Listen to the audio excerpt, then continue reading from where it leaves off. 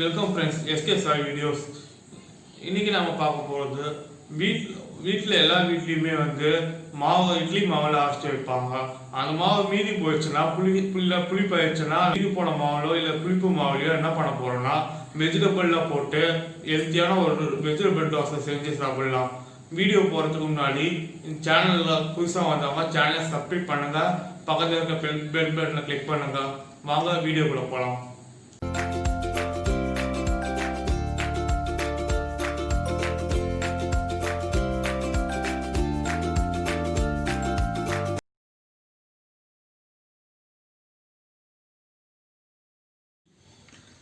இன்றைக்கி நம்ம ஒரு புது டிஷ் ஒன்று பார்க்க போகிறோம். என்ன பார்க்க போகிறோன்னா, நம்ம யூஸ்வலாக மாவு போட்டு 3 நாள் 4 நாள் வச்சுருப்போம். ஃப்ரிட்ஜில் வச்சு செஞ்சு தருவாங்க. அதில் ஒரு நாள் இட்லி சாப்பிடுவோம், 2 நாள் தோசை சாப்பிடுவோம், 3 நாள் கொஞ்சம் புளிப்பானோன்னா வெங்காயம் அரைஞ்சி போட்டு தோசை விட்டு கொடுத்துருவாங்க. இது சில பேருக்கு பிடிக்கும், சில பேருக்கு பிடிக்காது, சில பேருக்கு புளிப்பு வாசனையே பிடிக்காது. ஆனால் இது மாதிரி செஞ்சு பார்த்தீங்கன்னா நல்லாயிருக்கும், குழந்தைங்களும் விரும்பி சாப்பிடுவாங்க. ஹெல்த்தியான ஒன்று எப்படி செய்யலான்றது இப்போ நான் சொல்கிறேன். இது நல்ல புளிச்ச மாவு. இது கூட நான் சேர்க்க போகிறது வெங்காயம் அரிஞ்சு வச்சுருக்கேன், கேரட் துருவி வச்சுருக்கேன், கோஸ் அரிஞ்சு வச்சுருக்கேன், இஞ்சி பொடியாக நறுக்கி வச்சுருக்கேன், பச்சை மிளகா பொடியாக நறுக்கி வச்சுருக்கேன். எப்படி செய்யலான்றது இப்போ பார்க்கலாம். தோசைக்கல் சூடாகிடுச்சு, எண்ணெய் ஊற்றுறேன். சும்மா கொஞ்சம்.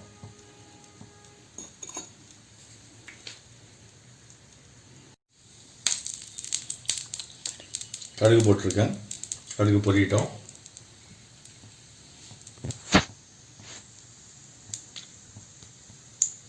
புரியுது.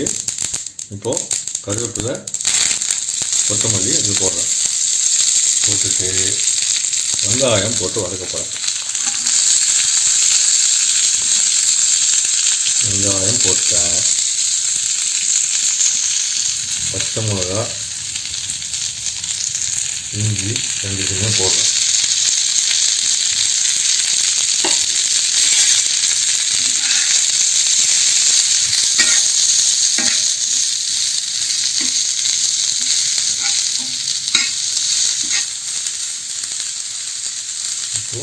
வெங்காயம் பாதி வதங்கிருக்கு. இது கூட கேரட் சேர்க்குறேன். இது கூட கோஸும் சேர்த்துறேன்.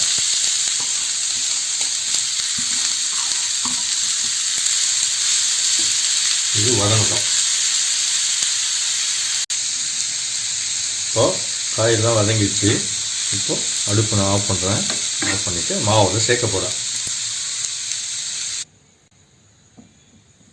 சேர்த்தாச்சு. இப்போ கண்டுபிடிச்சிருப்பீங்களே, இது பேர் வெஜிடபிள் ஊத்தப்பம். இது புளிப்பு மாவில் செஞ்சால் ரொம்ப நல்லது, நல்லாவும் இருக்கும், அருமையாக இருக்கும். இது சைட் டிஷ். நீங்கள் தேங்காய் சட்னி தொட்டுக்கலாம், இல்லை கார சட்னி விரும்புகிறோம், கார சட்னி தொட்டுக்கலாம். உங்களுக்கு மெலிசா வேணும்னா இன்னும் தண்ணி ஊற்றி மெலிசாவும் சொல்லலாம். குழந்தைங்க விரும்பி சாப்பிடுவாங்க, யாருமே வேஸ்ட் பண்ண மாட்டாங்க. எண்ணெய் தேய்ச்சிக்கலாம்.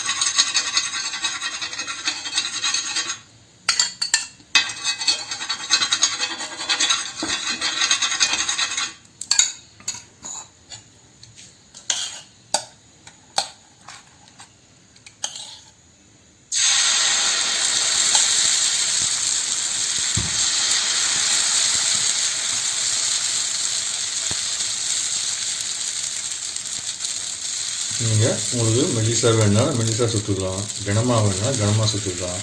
அவங்க விருப்பத்துக்கு ஏற்ற மாதிரி செஞ்சு சாப்பிட்லாம். அது